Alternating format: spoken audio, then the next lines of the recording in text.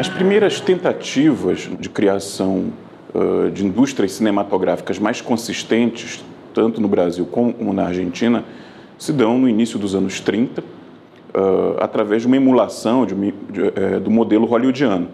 Então, construção de estúdios, uma tentativa de imitação do Star System, filmes de gênero, não é? E com a figura muito forte dos produtores. No Brasil, a principal tentativa nesse sentido foi a Cinédia, não é? Criada por Ademar Gonzaga em 1930.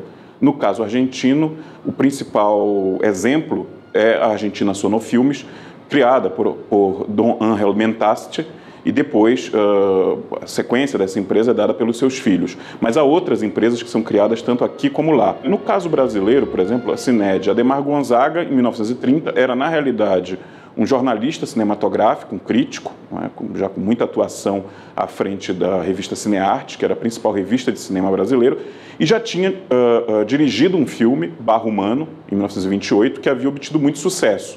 Mas era um filme feito fora de qualquer esquema industrial. Não é? Mas esse filme obteve sucesso de crítica e de público.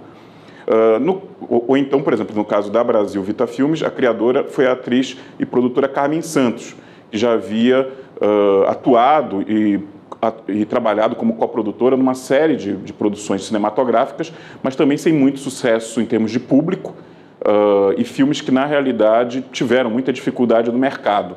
O caso argentino é um pouco diferente. Dom Ángel Mentasti era um homem ligado ao campo da distribuição, ele havia trabalhado em distribuidoras, teve a sua própria distribuidora. Outros produtores da Argentina também eram pessoas ligadas, ou, por exemplo, ao ramo do rádio, não é? No caso dos criadores da Lumiton, ou então gente ligada à produção cultural nas suas mais variadas áreas, que é o caso, por exemplo, da Rio de la Plata e da San Miguel.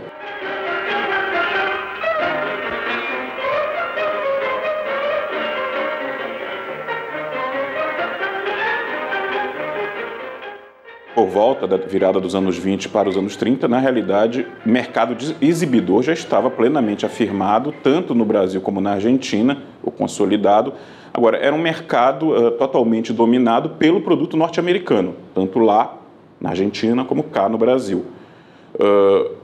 O que você tem de alteração ao longo dos anos 30 é que, no caso argentino, o produto nacional, ou seja, o produto argentino, avança no mercado interno, não chega nunca a ameaçar o domínio americano, mas consegue um relativo espaço dentro do mercado interno e consegue ser, inclusive, exportado para outros países da América Latina, inclusive o próprio Brasil, mas, claro, com mais sucesso nos países de fala espanhola, né?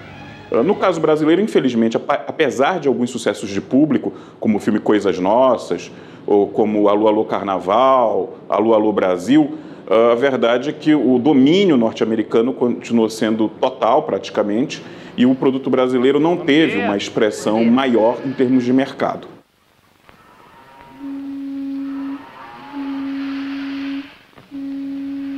Que desperdício. Esse material por aí ninguém aproveita. Melhor que manga rosa. No caso da Argentina, as pessoas que se lançaram à produção naquele momento, nos anos 30, os produtores, tinham mais experiência de mercado. O fato de você conhecer como funciona de fato a distribuição, de você já ter tido essa experiência, de ter trabalhado também com a exibição, certamente dava um background maior em termos mercadológicos, ou em termos de conhecimento das relações de mercado, do que no caso brasileiro, onde esse conhecimento era muito mais restrito. O cinema argentino apostou mais decididamente em gêneros populares, não é? Embora no caso brasileiro também haja isso, no caso argentino você vai ter uma série de produções com apelo ao tango, com apelo ao teatro popular argentino, com apelo a obras literárias de muito sucesso popular. No Brasil, isso ocorreu com mais comedimento.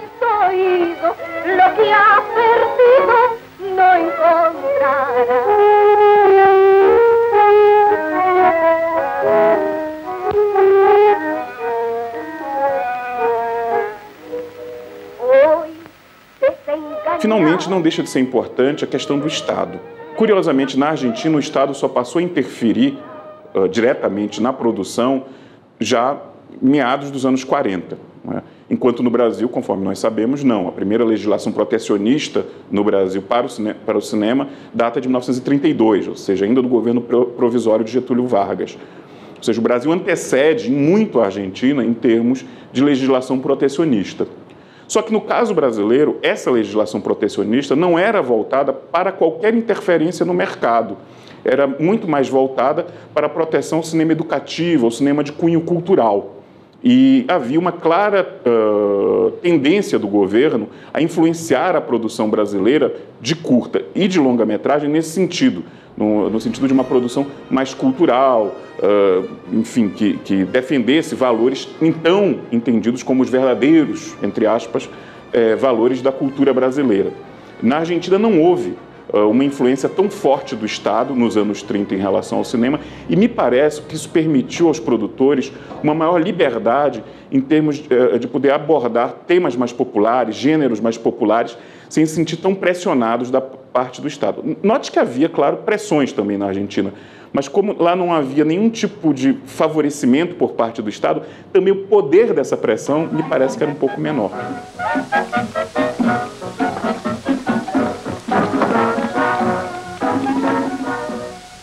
Gracias.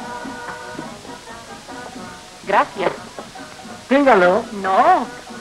Guárdelo. ¿Pero cómo se va a quedar sin él? No. Em relação ao Brasil, essa compreensão da parte do Estado brasileiro do cinema mais como um instrumento cultural do que como indústria, digamos que é uma compreensão que marca as diferentes políticas cinematográficas brasileiras ao longo da história. Digamos assim, como já colocou inclusive uma autora importante, que é a Anita Simes, uma pesquisadora importante na nossa área, a legislação de 32 ela é matricial em relação a outras legislações que diferentes governos, em diferentes momentos da história brasileira, vão adotar em relação ao cinema. Matricial por quê? Porque você tem uma compreensão mais culturalista, eu vou usar esse neologismo, do que industrialista. O cinema mais como um elemento de cultura do que de indústria. Claro que há talvez alguns momentos de exceção, principalmente os anos 70, a atividade da Embrafilme, um exemplo recente, é a criação da Ancine no início dos anos 2000. A previsão inicial é que a agência ficasse ligada ao Ministério da Indústria e Comércio, o que não ocorreu ao fim e ao cabo. A agência ficou ligada ao Ministério da Cultura, e isso tanto por pressão do meio cinematográfico, mas também pela própria forma como o governo, no caso o governo Lula, compreendeu a questão. Então nós podemos ver, se não uma influência direta, mas pelo menos uma postura matricial que se espraia ao longo da história de compreensão do cinema brasileiro na sua relação com o governo.